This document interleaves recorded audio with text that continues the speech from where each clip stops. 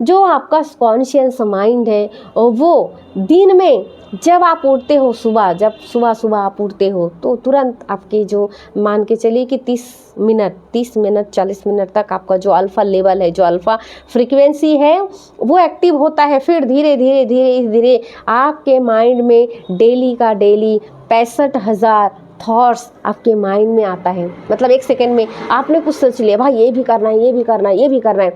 फिर दूसरा सेकंड में ये दुनिया भर का, आज ऑफिस जाना है। आप कहाँ पे हो? घर में हो, लेकिन अब ऑफिस की बात आ गई। ऑफिस में किसने क्या बोला था, किस दिन क्या हुआ था। मतलब आप एक के पीछे एक, ले ये भी ले, ये भी ले, ये भी ले। मतलब आपका जो कॉन्शियस माइंड है वो पूरी तरीके से आपको परेशान कर डालता है। सारी थॉट्स, बिना फालतू के भी थॉट्स देता रहते हैं, क्योंकि वो उसका काम है। उसका काम ही है तरह तरह के टेंशन देना, तरह तरह के चीज़ों को आपके सामने लाके खड़ा करना। भाई ये कर रहा है, ये खराब हुआ तो क्या होगा, ये अच्छा हुआ तो क्या होगा। मतलब दुनिया भर की जो फालतू का चीज़ है वो आपके सामने ला के रखता है। देखिए ऐसा है, तो ये जो करता है तब आपकी जो सबकॉन्शियस माइंड है वो चुप रह जाता है, वो चुप रहता है। वो तो एक छोटा सा बच्चा है, बच्चों की तरह चुपचाप वो बैठा रहता है। तब वो जागृत नहीं होता, तब वो एक्टिव नहीं होती। यानी वो काम कर रहा होता है तब भी, क्योंकि सबकॉन्शियस माइंड है 24 घंटा काम करता है, लेकिन वो उतना नहीं कर पाता, क्योंकि अभी उसका जो पाला पड़ा है वो किससे पड़ा है? कॉन्शियस माइंड से पड़ा है। कॉन्शियस माइंड आपको दुनिया भर का विचार दे रहे हैं, आप हर चीज़ का लॉजिक लगा रहे हो, तर्क कर रहे हो, विचार कर रहे हो, क्या सही है क्या गलत है, इससे झगड़ा करना, उससे क्या, मतलब हर चीज़ों का जो फ्रस्ट्रेशन है उससे आप पाला पड़ रहे हो, उसी से आप काम कर रहे हो। तो सबकॉन्शियस माइंड इसमें बाधा नहीं डालता, वो चुपचाप पड़ा रहता है, नहीं करता कुछ भी, है ना। कॉन्शियस माइंड कर रहा होता है सारा चीज़। फिर रात को जब आप बिस्तर में, बेड में जब आप सोने के लिए जाते हो, जब आप सोते हो, तब वो क्या करता है, तब हमारा जो कॉन्शियस माइंड है, हम सो जाते हैं तो हमारा कॉन्शियस माइंड क्या हो जाता है, वो भी चुप हो जाता है, शांति से सो जाता है।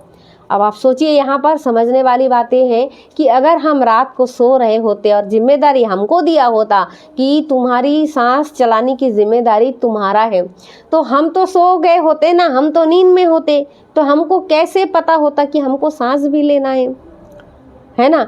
तो कॉन्शियस माइंड क्या करता है, कॉन्शियस माइंड वहाँ पे सो जाता है, और जब वो सो जाता है तो पूरा जो हमारा सबकॉन्शियस माइंड है वो पूरी तरीके से 100% एक्टिव होकर के काम करता है, क्योंकि अब उसके रोड में, अब उसके सामने में कोई बाधा नहीं है काम करने में। तब हमारे रात को जब हम सोते तो हमारा हार्ट बीट चलती है, हमारी सांसें चलती है, हमारी ब्लड सर्कुलेशन होती है, हमारी लंग्स काम कर रहे होते हैं, हमारी बाल बढ़ रहे होते हैं, हमारी हीलिंग हो रहा होता है। अगर कोई बीमार है, सोते हुए उसकी हीलिंग हो जाती है, और जो बीमार है और जिसको नींद भी नहीं आ रहा है उसको तो बहुत प्रॉब्लम होती है। कॉन्शियस माइंड को भी तो काम करने के लिए उसे समय देना पड़ेगा, उसे एक्टिव काम करे, इसके लिए ज़रूरी है कि हम सोए रहें।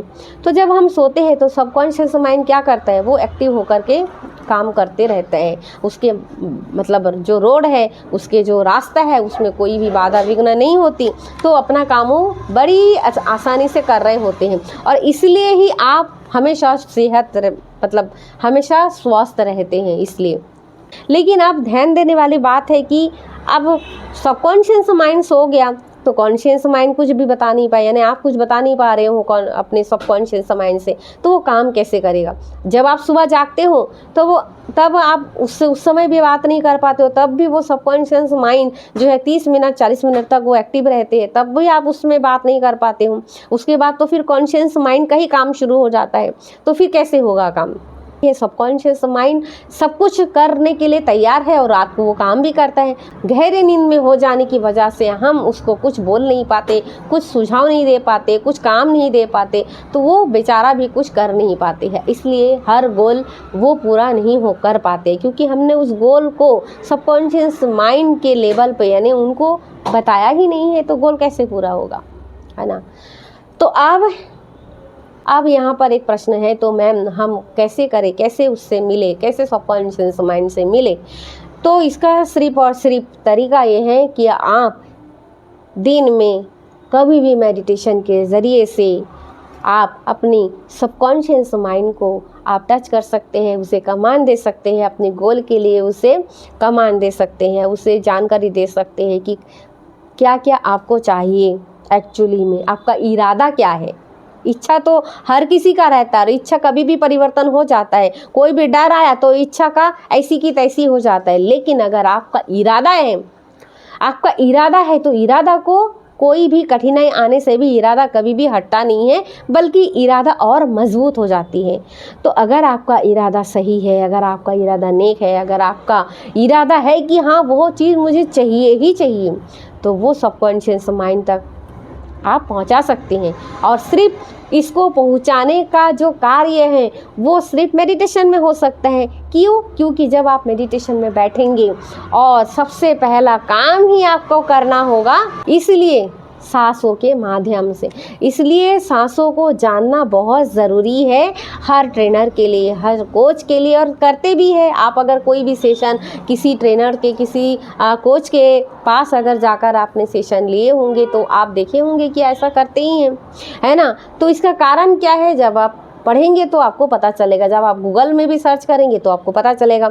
तो कोई भी चीज़, यानी दिन में भी आप कहीं पर भी शांत जगह में बैठ करके अपनी सांसों के माध्यम से, अपनी जब सांसों पर आप ध्यान देते हैं तो आपका बॉडी ऐसे ही रिलैक्स हो जाता है। और उसके बाद आपका जो कॉन्शियस माइंड है, हमारा जो कॉन्शियस माइंड है, वो थोड़ी समय के लिए हट जाता है, और तब आप सबकॉन्शियस माइंड से आप मिल सकते हैं, आप अल्फा लेवल को टच कर सकते हैं।